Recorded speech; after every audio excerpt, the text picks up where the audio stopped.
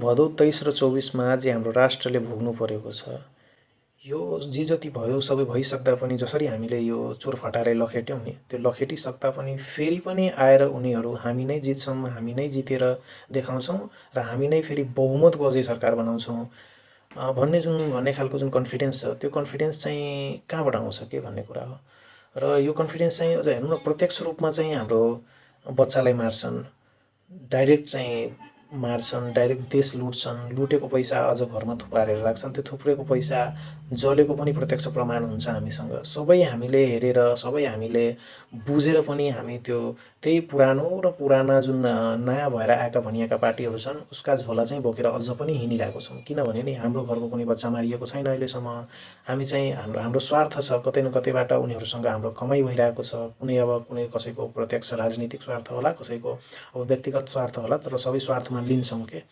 यो जबसम्म हामी लिन भइरहन्छौँ नि, यो कन्फिडेन्स चाहिँ आइरहन्छ उनीहरूमा के। यो कन्फिडेन्स आउँछ, कसरी आउँछ भने अब यहाँनिर हेर्नु न, अझ अहिलेको समयमा पनि के भनिरहेछ, हामी मात्र जित्छौँ, हामी मात्र जितेर देखाउँछौँ, हाम्रो बहुमतको सरकार बन्छ अझै पनि भन्दछ। म त के भन्छु भने उनीहरूको कन्फिडेन्स तोड्न पनि होइन, उनीहरू प्रतिपक्षमा पनि जानु भएन क्या।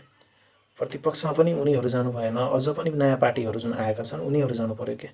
अब यहाँनिर चाहिँ सरकार बनाउने भनेको राष्ट्रपालाई मात्र दिनु, आफ्नो बहुमत दिएर बहुमतको सरकार बनाओस् भन्ने चाहिँ मेरो अपेक्षा छ। र बनाओस् भन्ने गरी हामी चाहिँ सबैले भोट हाल्नुपर्छ। फेरि यहाँनिर अलिकति कन्फ्युज हुन्छन् क्या मान्छे, यता प्रत्यक्षमा यसलाई दिने कि एउटा भोट चाहिँ घन्टीमा दिने र एउटा भोट अरू कुनैमा दिने होला भन्ने जस्तो जुन कुराहरू छ त्यो पनि नगर्नु क्या। यो यसपालि चाहिँ फेरि अब यो बार्गेनिङको गेम चाहिँ गर्ने खेल बन्द गरौँ के।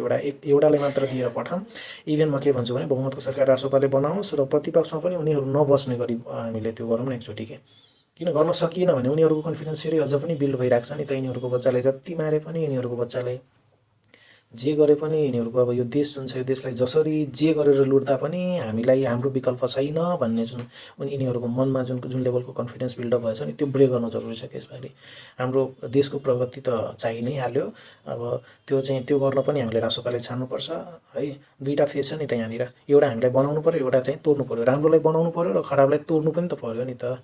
राम्रो नगर्नेलाई तोड्नको लागि भए पनि, उनीहरूको कन्फिडेन्स तोड्नको लागि भए पनि कि चोर र फटाइ गरेर चाहिँ यो देशलाई अझ पनि लिड गर्न सकिन्न भन्ने जुन कुरा छ नि, एक त लिडर हुने गुणै छैन उनीहरूमा, तैपनि अब जे भए पनि चोरी र फटाइ गरेर चाहिँ यो देशलाई लिड गर्न सकिन्न। भेडा चाहिँ यत्तिको भेडा चाहिँ यो देशको जनता चाहिँ रहेनछ भन्ने कुरा हामीले प्रुफ गर्नै पर्ने हुन्छ कि।